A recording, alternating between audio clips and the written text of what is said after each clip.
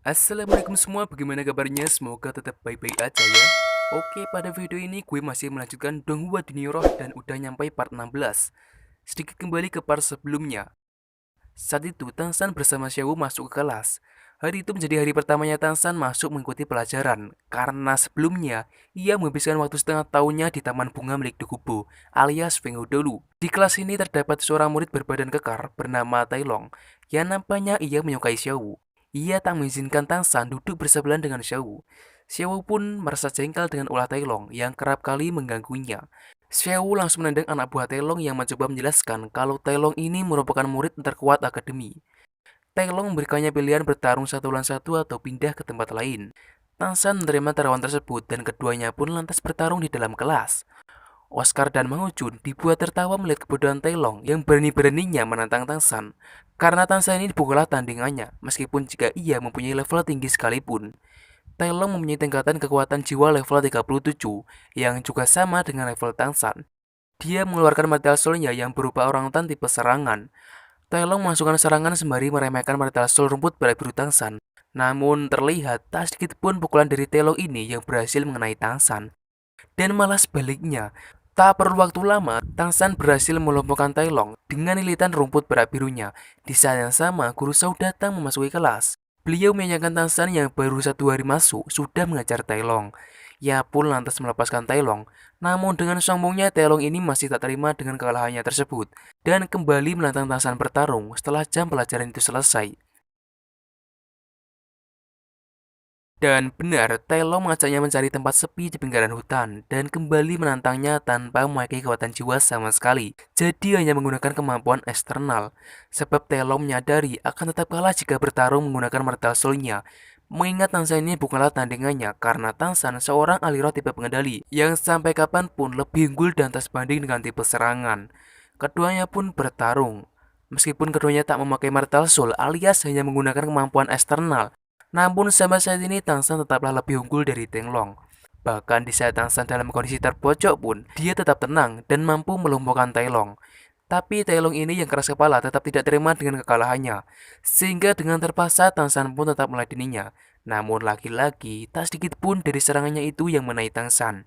Dan Tangsan terus memukulnya dengan Tailong yang tak pernah menyerah meskipun harus babak belur menghadapi Tangsan. Sehingga untuk mengakhiri pertarungan itu, Tangsan pun terpaksa melumpuhkan sendinya lalu pergi meninggalkannya sendirian.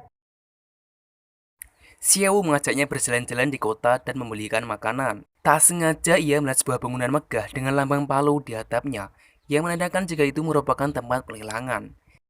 Xiao mengajaknya untuk mengunjungi tempat tersebut, tapi sebelum itu mereka berdua memutuskan membeli makanan terlebih dahulu. Di sini Xiao sangat mempedulikan Tangsan dengan memberikannya makanan-makanan sehat. Tangsan pun terbawa perasaan dan berjanji apapun yang terjadi, ia akan selalu di sisi melindunginya dan selalu menjadikannya seorang yang paling ia cintai.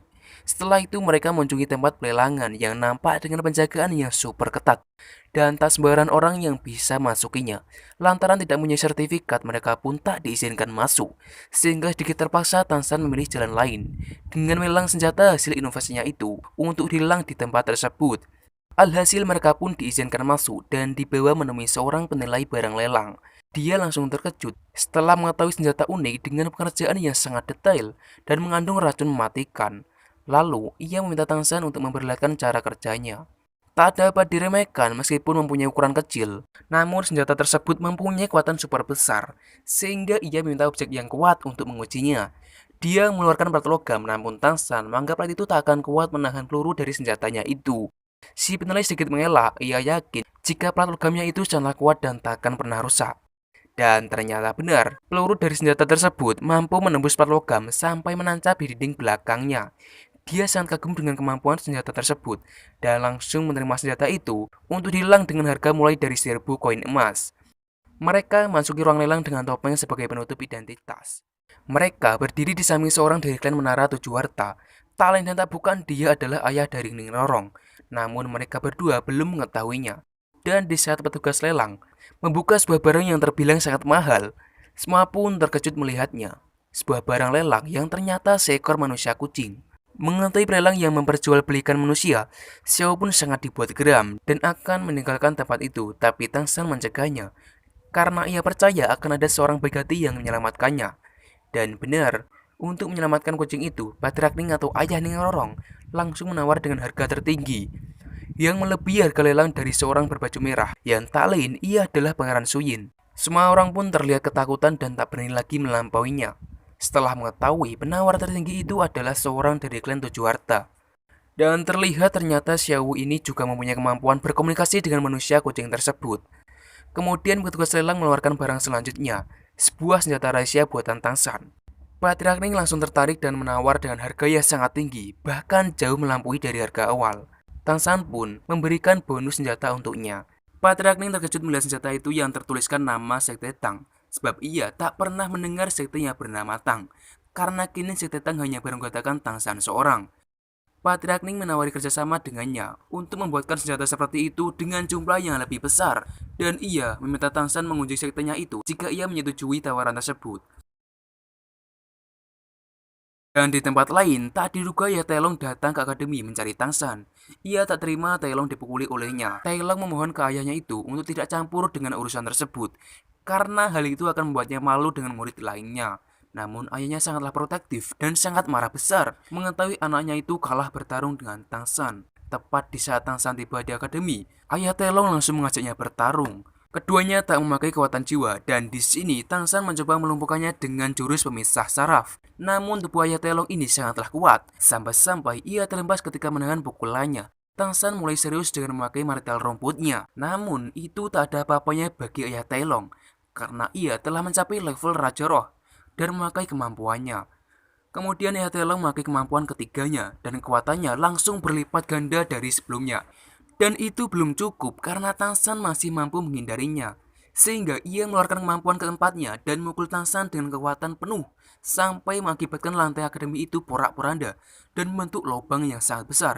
Tang San masih mampu menghindar dan ia mendarat dengan memakai rumputnya sebagai parasut. Lalu ia menembakkan senjata tersembunyi. Ayah Taelong ini sangatlah kuat, dia mampu menahan tembakan tersebut. Setelah itu Tang San tiba-tiba menghilang dan secara mengejutkan Tang San menusukkan racunnya dari belakang. Seketika itu racun Tang San menginfeksi dengan cepat dan mengakibatkan ayah Taelong langsung lemas tak berdaya. Taelong pun langsung murka melihat ayahnya itu tersakiti. Tanpa pikir panjang ia langsung menyerang Tang San dan Tang San pun memperingatinya supaya ia menghentikan pertarungan tersebut karena ayahnya tak akan selamat jika Tang San tak segera membantunya. Tang San pun menyerap kembali semua racunnya sehingga Tuani pun kembali tersadar. Namun ia masih dalam kondisi lemas dan ia akan sembuh kembali setelah tidak memakai kekuatan jiwanya sama sekali selama 3 hari. Tang San menuju kamarnya untuk meminta sosis pemulihan dari Oscar. Akan tetapi Tang San tak menemuinya dan tiba-tiba ia merasakan sakit pada tubuhnya yang menandakan kalau dirinya itu sedikit cedera dan segera harus bermeditasi. Sementara itu Taelong berjalan pulang dengan ayahnya. Dia dibuat kesal dengan kebodohan Taelong yang telah berani membuat masalah dengan seorang bocah yang ayahnya pun seorang Raja Roh tak mampu mengalahkannya. Melihat kemampuan Tang San, mereka sedikit berspekulasi dan mengira jika Tang San ini berasal dari 7 klan besar.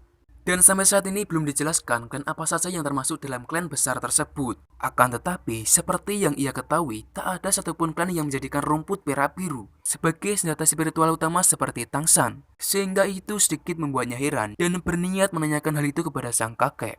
Taelong sangat takut jika kakeknya itu mengetahui itu semua. Bisa-bisa beliau langsung marah besar. Dan ditambah lagi jika ia mendatangi akademi seperti yang ayahnya lakukan. Dan di klan Tujuh Harta, Ning Rorong menunggu kepulangan ayahnya. Ia pulang untuk memperlihatkan peningkatan dirinya dan meminta sebuah hadiah.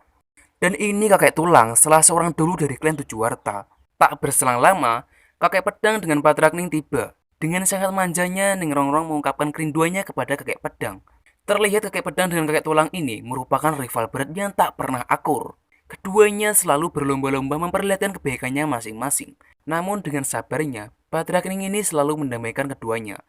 Lalu Patrakning menanyakan perkembangan dari putrinya setelah setahun belajar di Akademi Shrek. Mereka bertiga sangat terkejut mengetahui kekuatan spiritual Ning Rorong yang meningkat sampai 37 atau bertambah 10 level dalam waktu 1 tahun. Dan Ning Rorong mengatakan kalau peningkatan itu berkat dari bunga tulip jeda pemberian Tang San. Lalu Ning Rorong memperlihatkan menara 7 harta miliknya. Mereka bertiga pun lagi-lagi dibuat terkejut melihat menara 7 lantai Ning Rorong yang meningkat jumlahnya menjadi menara 9 lantai, melampaui jumlah tingkatan pada umumnya. Yang mana menara 7 lantai ini merupakan senjata spiritual pendukung terkuat. Dan ia sedikit tidak percaya sekaligus bahagia melihat menara 9 lantai yang sebelumnya hanyalah legenda klan kini nyata di depan mata. Patrak Ning dibuat penasaran dengan siapa sebenarnya Tangsan yang memberikannya tanaman langka tersebut. Namun sebelum memberitahukannya, Ning Rorong pun meminta hadiah untuknya. Dia dibagikan dengan hadiah pemberian ayahnya yang ternyata buatan dari kakak Tangsan yang ia maksud. Dan itu menjadi jawaban atas rasa penasaran ayahnya, karena sebelumnya ia telah bertemu dengan Tangsan di tempat pelelangan. Sebagai teman dekatnya, Ning Rorong pun sangat lihai menggunakan senjata buatan Tangsan. Sehingga dia akan menunjukkan ke mereka cara menggunakannya. Ia meminta kakek pedang menjadi objek percobaan tersebut. Dan meskipun sebenarnya keduanya seorang dulu, namun keduanya masih bersikap kekanak-kanakan dengan bertengkar dan saling menyaingi. Di sini kakek pedang Les Fengzi bersedia menjadi objek senjata tersebut. Dengan sangat lincahnya, Ning Rorong menggunakan semua senjata tersebut secara bersamaan. Sampai Fengzi terlihat kewalahan menahannya. Ning Rorong terus mengeluarkan senjatanya dengan sangat cepat, sehingga membuat Fengzi harus menggunakan kekuatan jiwanya. Akan tetapi itu semua belum selesai. Dengan cerobohnya, Ning Rorong menggunakan jarum menusuk tulang dan mengakibatkan Fengzi kewalahan sampai keracunan. Ning Rorong pun langsung menangis memohon maaf atas kecerobohannya itu. Fengzi masih terlalu muda untuk mengatasinya, namun ia sangat mengagumi kehebatan dari senjata tersebut dan meminta mereka untuk segera mengundang Tangsan ke klan Tujuh Harta.